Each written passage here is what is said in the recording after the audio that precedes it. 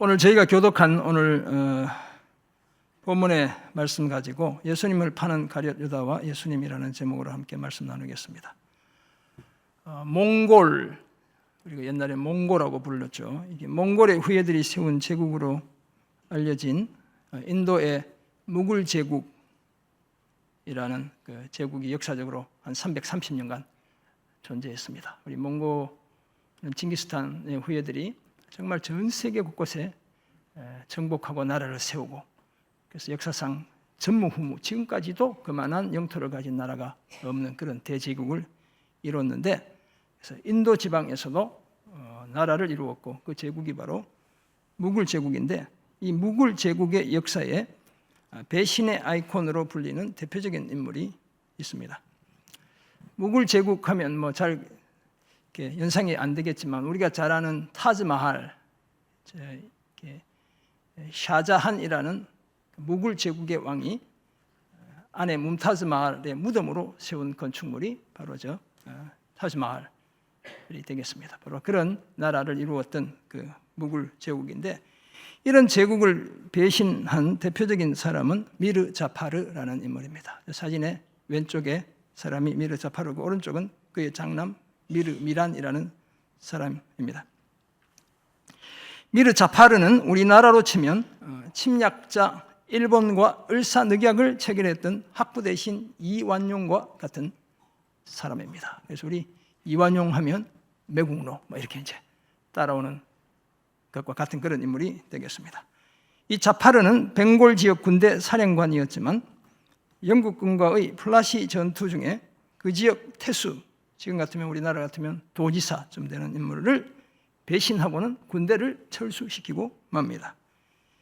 이후 영국의 동인도 회사에 협력해 군사 지원도 받고 각종 뇌물을 제공하며 계속해서 일신의 영달을 꾀했습니다.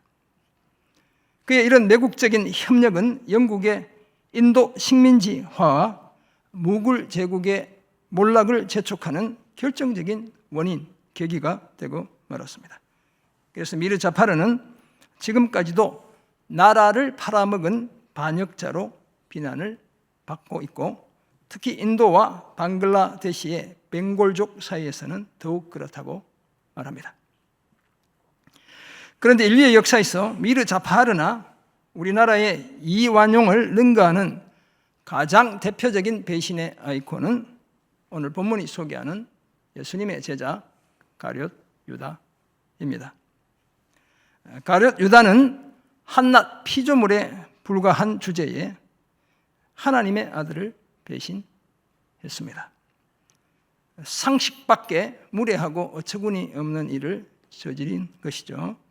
그때 예수님도 심령이 괴로울 정도로 자신을 배신하는 유다를 안타깝게 여기셨습니다. 그래서 마가복음 14장 21절에 따르면 주님이 이렇게 말씀하시죠. 인자는 자기에 대하여 기록된 대로 가지만 인자를 파는 그 사람에겐 화가 있고, 그래서 그 사람은 차라리 나지 않았더라면 좋을 뻔했다고 말씀했을 정도입니다.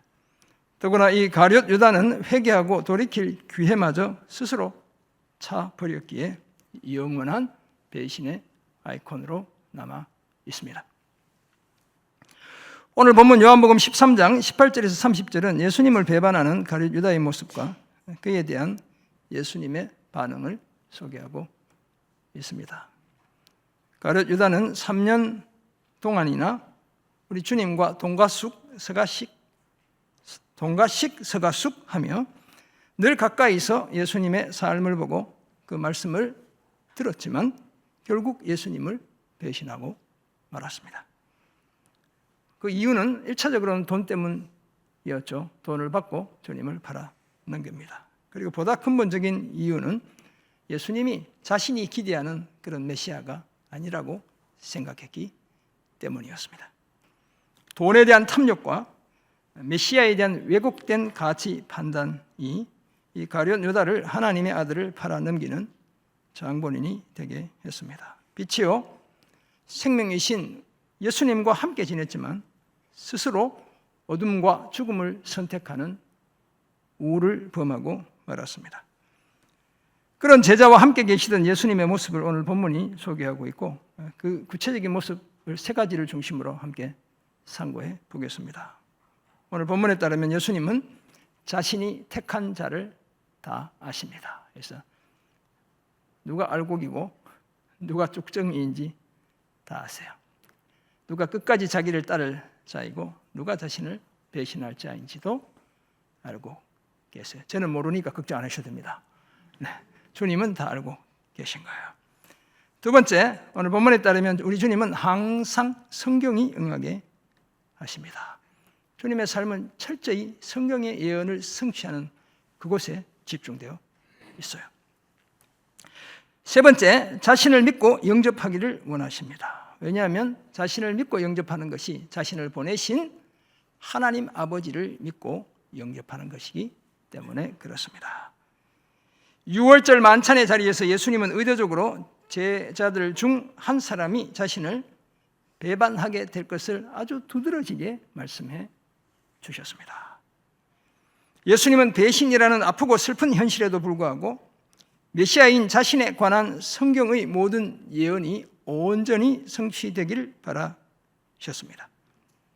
물론 예수님의 심령이 몹시 괴로웠지만 그래도 이런 일을 통해 제자들이 자신이 진짜 그리스도라는 사실을 믿게 되기를 원하신 겁니다. 나아가 증인들을 통해 이 사실이 계속 증거되고 그래서 듣는 사람이 자신을 영접하고 결국 자신을 보내신 하나님 아버지를 영접하게 되기를 진심으로 주님이 원하셨어요.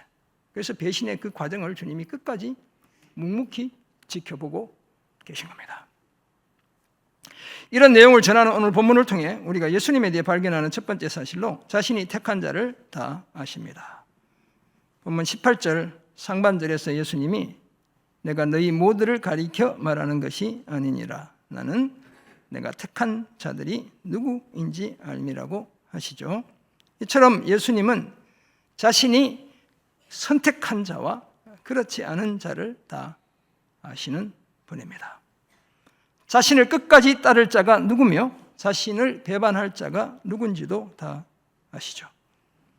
오늘 본문에 앞선 지난주에 보았던 내용과 연결시키면 누가 서로 발을 씻어주는 모범을 따르며 섬김의 도를 실천할 자들이고 누가 그렇지 않을 자인지도 다 아십니다. 그때 예수님은 같이 떡을 먹는 자 중에 자신에게 발꿈치를 들 자가 누군지 다 아셨고 심지어 그 일을 통해 성경이 응하게 하려 하셨습니다. 사실 예수님은 다음 주에 보게 되겠지만 38절에 보면 그 밤이 지나면 수제자 베드로가 닭 울기 전에 자신을 3번이나 부인할 것도 이미 다 알고 계셨습니다. 참 슬픈 지식이다 이렇게 말할 수 있겠습니다. 성경에 따르면 하나님은 모든 것을 다 아시는 분입니다. 그래서 하나님을 이제 omniscient God이다 이렇게 얘기합니다. 모든 것을, omni는 전체를 얘기하는 거잖아요. 모든 것을 아시는 바로 그런 분이다 이렇게 신학적으로 정리를 해요. 우리 하나님은 모르는 것이 하나도 없는 분입니다. 그러니 당연히 성자 하나님이신 예수님도 자신이 택한 자를 다 아시고 자신을 배반할 자도 다 아십니다.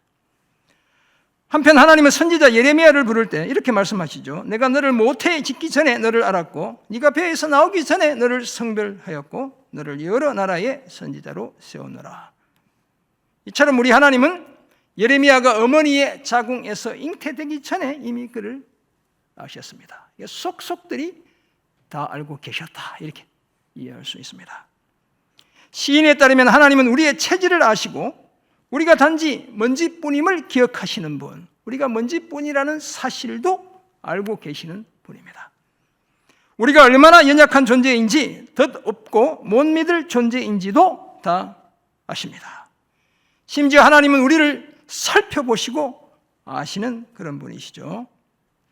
우리의 앉고 일어섬도 아시고 멀리서도 그 생각 밝히 아십니다. 우리의 모든 길과 눕는 것을 살펴보시기에 우리의 모든 행위도 익히 아십니다. 거기에다 우리의 혀의 말을 알지 못하시는 것이 하나도 없습니다. 저는 여러분들이 거짓말해도 몰라요. 하나님은 다 아시는 거예요.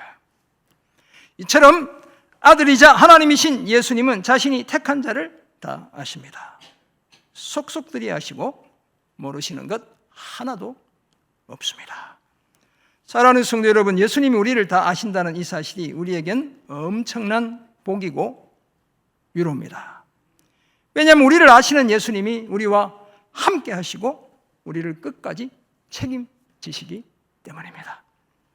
감사하게도 예수를 믿는 우리는 예배 없이 모두 예수님께 다 알려진 존재이죠. 그렇다면 오늘 우리의 형편이 어떠한지 예수님이 이미 다 알고 계십니다. 나의 고질적인 그 연약함이 무엇이고 내가 해결하지 못한 그 문제가 무엇이며 당장 극복해야 할 그 난관이 무엇인지도 다 알고 계십니다. 우리가 주의 몸된 교회와 지체들을 얼마나 사랑하시는지도, 그것도 제대로 사랑하고 있는지도, 사랑하는 척 하는지도 다 알고 계신 거예요. 열심으로 섬기다가 시험에 들어 무척 힘들어하고 있다는 것까지도 우리 주님은 다 알고 계셔요. 왜냐하면 우리가 하나님 아버지와 아들 예수 그리스도가 택한 자들이기 때문에 그렇습니다. 이 지식은 그래서 인격적인 지식인 거예요. 바울에 따르면 우리는 다 창세전에 그리스도 안에서 택함을 받았고 사랑 안에서 그 앞에서 거룩하고 흠없게 된 자들입니다. 하나님의 기쁘신 뜻대로 예정되어 예수 그리스도로 말미암아 하나님의 아들과 딸들이 되었습니다. 이런 우리가 오늘 웃고 있는지 울고 있는지 예수님은 다 아십니다. 그리고 자신을 부인할 제자 베드로를 위해 기도해 주신 것처럼 오늘 우리의 믿음이 떨어지지 않도록 기도하고 계십니다. 다음 주에 이 내용 다시 한번 볼 겁니다.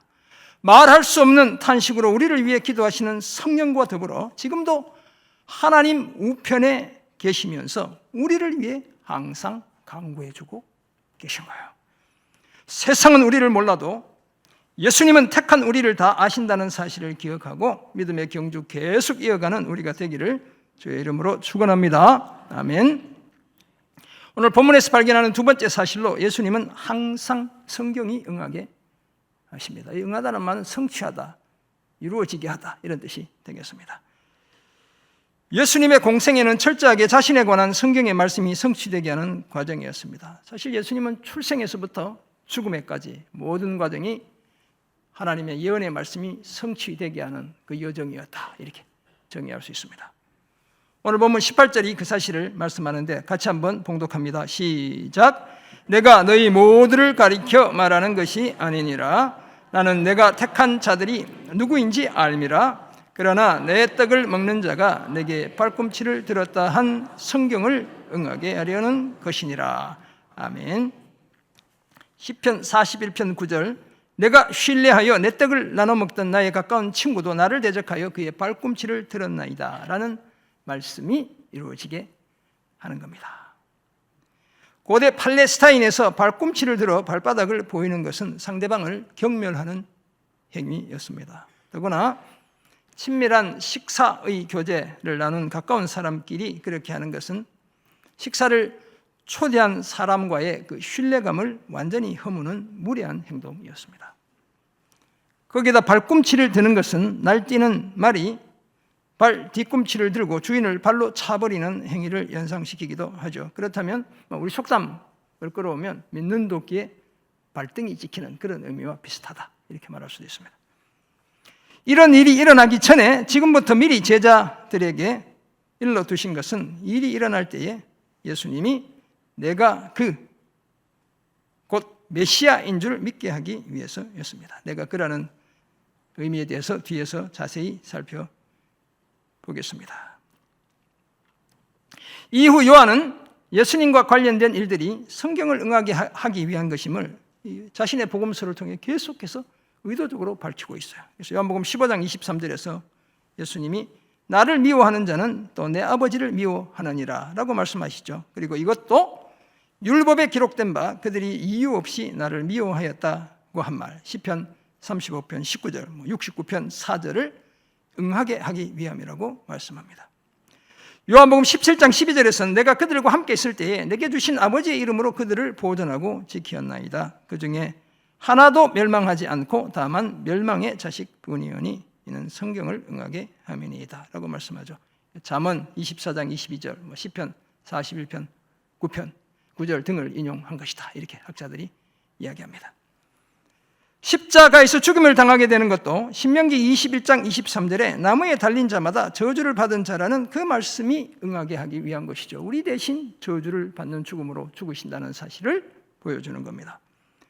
군인들이 예수님의 옷을 찢어 나누지 않고 제비를 뽑아 가진 것도 시편 22편 18절을 응하게 하기 위함이었습니다. 예수님의 다리를 꺾지 않고 옆구리를 창으로 찌른 것도 그 뼈가 하나도 꺾이지 아니하리라는 시편 34편 20절의 말씀을 응하게 하기 위함이었죠.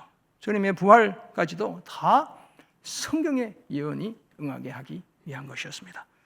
사랑하는 성도 여러분, 이처럼 예수님은 자신의 삶과 죽음 전부를 자신에 관한 하나님의 말씀이 성취되는 특별한 과정이 되게 하셨습니다. 따라서 예수님의 이런 모습은 하나님의 주님 시대의 하나님의 말씀은 구약 성경이죠.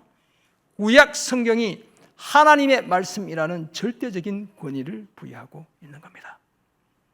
뿐만 아니라 예수님의 삶과 죽음이 자신의 뜻대로 진행되어 온 것이 아니라 하나님 아버지의 뜻대로 진행되었다는 사실을 뒷받침합니다. 그저 우연이 된 것이 아니라 하나님의 창세 전부터 가지고 계셨던 그 계획에 따라 이루어졌다는 사실을 뒷받침하는 거예요. 심지어 예수님은 제자들에게 자신이 이르는 그 말씀조차도 스스로 하는 것이 아니라 아버지께서 내 안에 계셔서 그의 일을 하시는 것이라고 하셨죠. 너희가 듣는 말은 내 말이 아니요 나를 보내신 아버지의 말씀이라고도 하셨습니다. 아버지에게서 들은 것을 제자들에게 친히 알려주신다고도 말씀해 주셨습니다. 우리 주님이 사실은 태초부터 계신 말씀이신 그런 분이죠. 그런 분이 하나님 아버지의 뜻과 그 말씀이 자신의 삶을 통해 성취되게 하는 그 일에 목숨을 바치셨죠. 이처럼 예수님은 항상 성경의 예언이 성취되게 하는 삶을 사셨습니다. 그렇다면 오늘 예수 믿는 우리가 살아야 하는 삶은 너무나 자명한 것이죠. 우리도 철저하게 성경 곧 하나님의 말씀이 응하게 하며 살아가야 될 줄 믿습니다. 하나님의 말씀이 우리 삶을 통해 성취되게 하며 살아가야 하는 거예요. 먼저 하나님의 나라와 하나님의 의를 구해 뜻이 하늘에서 이루어진 것 같이 이 땅에서도 이루어지게 해야 될 줄 믿습니다. 하나님과 이웃을 사랑하고 서로 사랑하라는 예수님의 세계명 그 말씀도 성취해야 될 줄 믿습니다. 예수님을 온전히 본받아 우리의 삶과 죽음 전부를 통해 하나님의 말씀이 응하게 하는 성취되게 하는 그런 우리가 되기를 주의 이름으로 축원합니다. 아멘. 오늘 본문에서 발견하는 마지막 사실로 예수님은 자신을 믿고 영접하기를 원하십니다.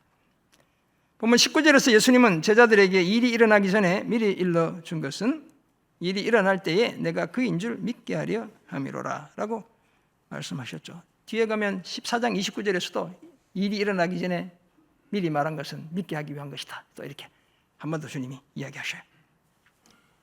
여기서 내가 그인 줄 믿게 하려 함이다. 이렇게 말씀하고 있잖아요. 내가 우리 성경은 이제 3인칭 남성 단수를 사용했지만 사실 원어 성경은 에고 에임이에요. I am who I am. 내가 I am who I am. 스스로 있는 존재라는 사실을 믿게 하기 위한 것이다. 이렇게 주님이 말씀하셔요. 자존하시는 하나님이라는 사실, 유일한 참 메시아라는 사실을 믿게 하기 위한 것이다. 이렇게 말씀하시죠. 하나님께 사용되는 용어를 자신에게 사용하셨습니다. 자신이 그런 존재라는 사실, 곧 그리스도의 힘을 믿게 하기 위해 자신이 붙잡히고 십자가에서 죽임을 당하는 그 일이 일어나기 전에 미리 알려주는 것이다. 주님이 이렇게 말씀합니다. 요한은 예수님이 내가 그라는 사실을 복음서 전반, 후반을 통해서 전체를 통해서 계속 강조하고 있어요. 헬라어로 에고 에이미, I am who I am 이라는 그 사실을 스스로 계시는 하나님이라는 사실을 복음서 전체를 통해 강조해요. 내가 부활이요 생명이다. 다 에고 에이미로 하는 거예요. 내가 세상의 빛이다. 다 에고 에이미예요. 생명의 떡이다. 다 에고 에이미로 시작하는 거예요. 끊임없이 그 사실을 강조하고 있어요.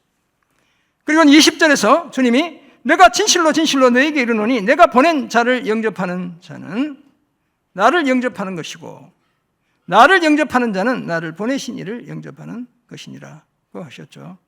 영접하다 이렇게 받아들이는 것인 뜻합니다. 자신이 스스로 계시는 존재라는 사실을 아는 제자들이 보냄을 받아 예수님을 전하게 되고 그런 제자를 영접하는 것, 예수님 자신을 영접하는 것이다. 그리고 자신을 세상에 보내신 하나님 아버지를 영접하는 것이다 라고 말씀합니다.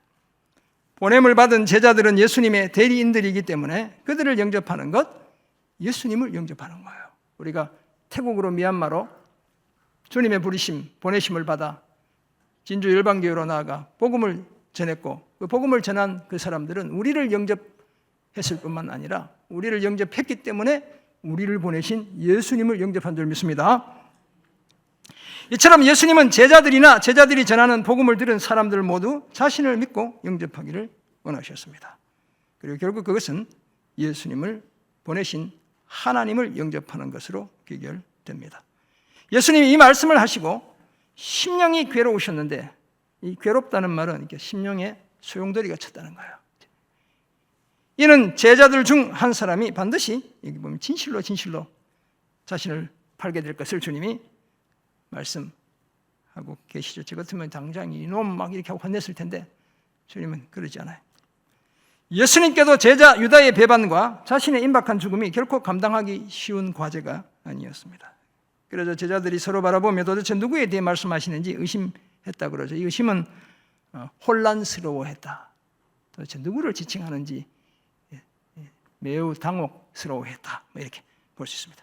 그 말씀을 하실 때 제자 중 하나, 곧 예수님이 사랑하시는 자 이렇게 표현되어 있잖아요. 지금 오늘 23절 보면 그가 사랑하시는 자, 이제 뒤에 계속 이렇게 반복돼요. 이 표현이 19장, 26절, 20장, 21장 이렇게 요한이 자신을 표현할 때 주님이 사랑하시는 자, 그러니까 애제자 이렇게 표현하고 있어요. 복음서의 저자 사도 요한을 가리키는 겁니다.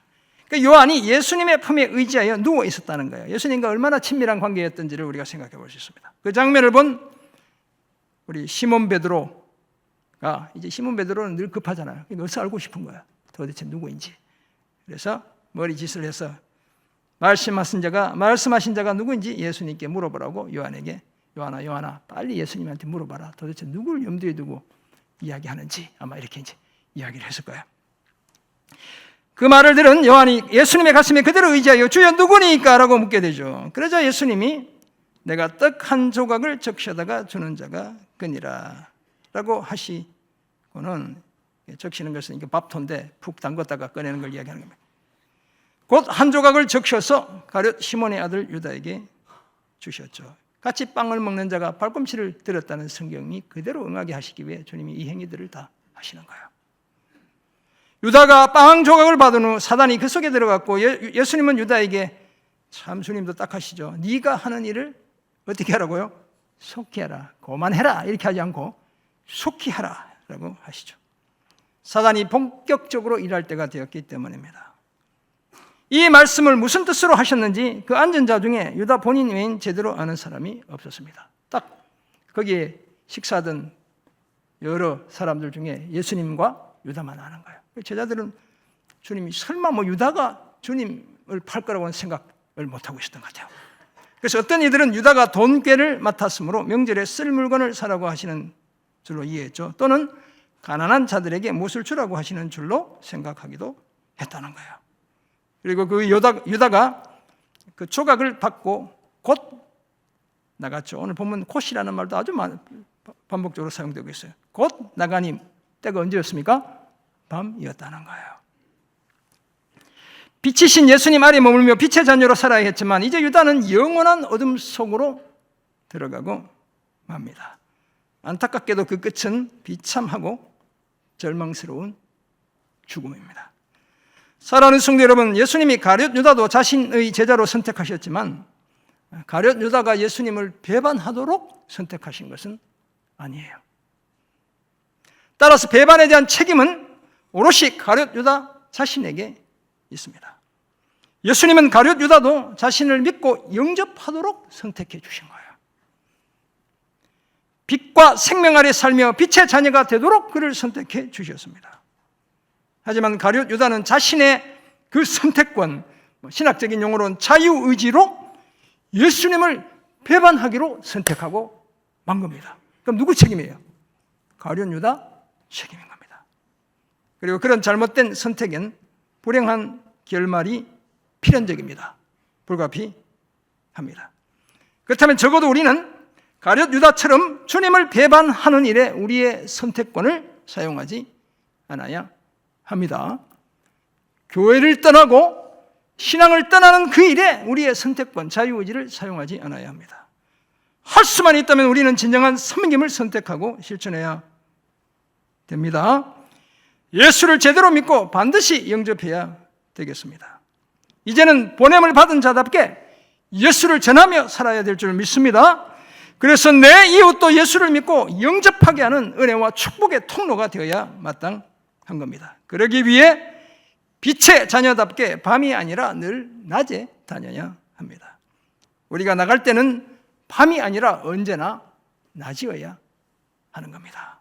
뒤에서 한 번 더 강조할 겁니다. 평생 빛의 자녀로 살며 예수를 주와 그리스도로 모시고 예수를 전하는 우리 모두가 되기를 주의 이름으로 축원합니다. 아멘.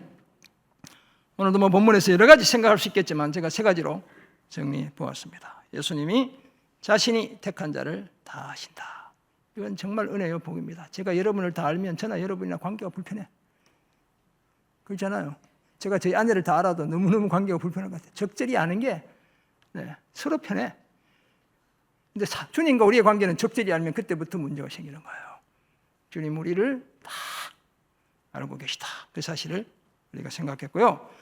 우리 주님이 항상 성경이 응하게 하시고 자신을 믿고 영접하기를 원하신다는 사실을 우리가 알게 되었습니다. 그렇다면 어떤 삶을 힘써야 될까요? 첫째는 예수님을 제대로 알아야 합니다. 예수님은 우리의 생각, 표정, 말, 행동 그리고 삶의 형편까지 모르는 것이 하나도 없습니다. 히브리서 4장 15절 16절에 따르면 주님은 우리를 아시는 대제사장이시기 때문에 우리의 연약함을 동정하시는, 체휼해 주시는 그런 분이에요. 그래서 때를 따라 돕는 은혜까지 베푸시는 그런 분이라고 말씀하고 있습니다. 이런 예수님을 이제 우리가 제대로 알아야 되겠죠. 오늘 본문은 예수님이 내가 그라는 사실을 에고 에임이 스스로 계시는 하나님이라는 사실을 밝히고 있습니다.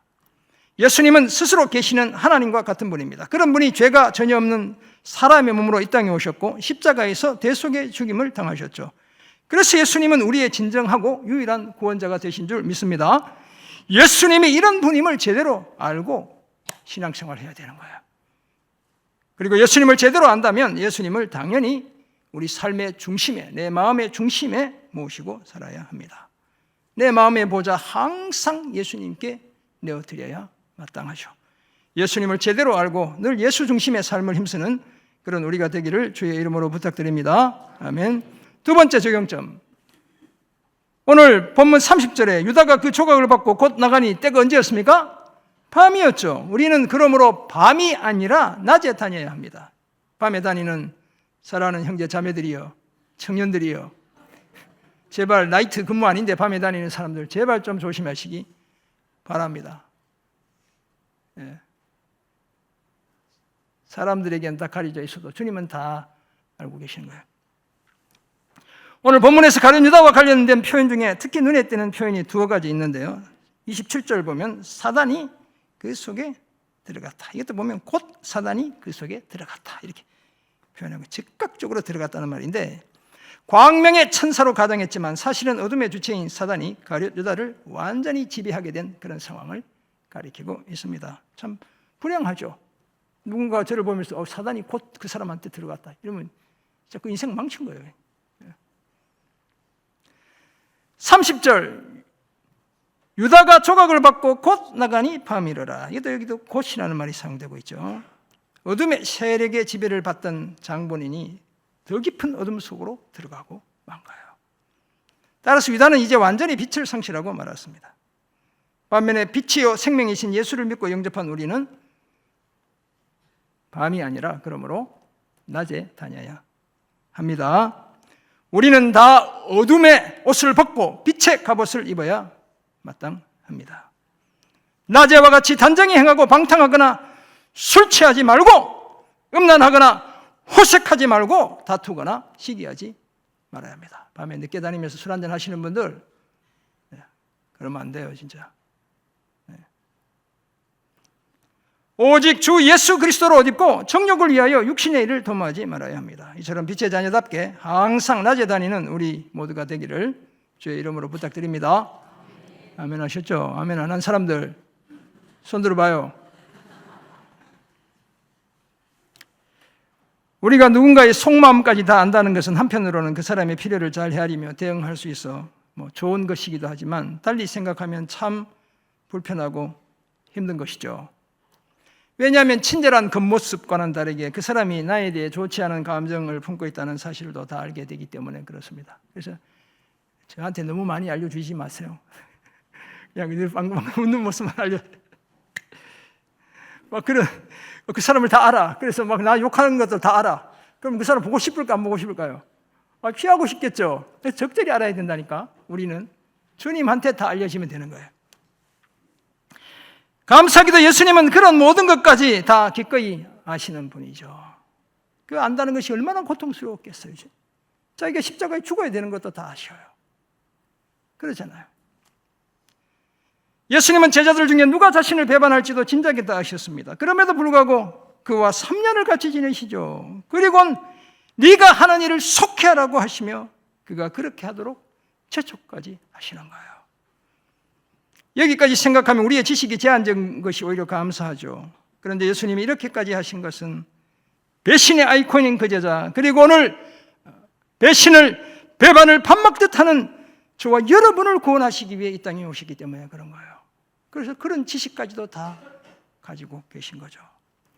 저주의 죽음을 포함해 자신에 관한 성경 말씀이 다응해 죄인들을 죄와 사망에서 건져내시고 영생을 선물로 주셔야 했기 때문에 그렇습니다. 그래서 심령이 괴로운 중에도 유다가 자신을 배반하는 그 과정을 묵묵히 지켜보고 계신 거예요. 사랑하는 성도 여러분, 이런 예수님이 오늘 저와 여러분의 구원자이신 줄 믿습니다. 오늘 본문에 따르면 예수님은 자신이 택한 자를 다 아십니다. 그래서 성경은 이름으로도 아신다 이렇게 얘기하고 있죠. 삶과 죽음 전부를 통해 항상 성경이 응하게 하셨습니다. 사람들이 자신을 믿고 영접하게 되기를 원하셨기 때문이죠. 그러므로 이제 우리는 이런 예수님 제대로 알고 믿어야 되겠습니다. 항상 빛의 자녀답게 밤이 아니라 낮에 다녀야 되겠습니다. 평생 예수님을 주와 그리스도로 모시고 살며 늘 밤이 아니라 낮에 다니고 항상 단정하게 행하는 그런 우리가 되기를 주의 이름으로 축원합니다. 아멘. 기도하겠습니다. 사랑해 주님,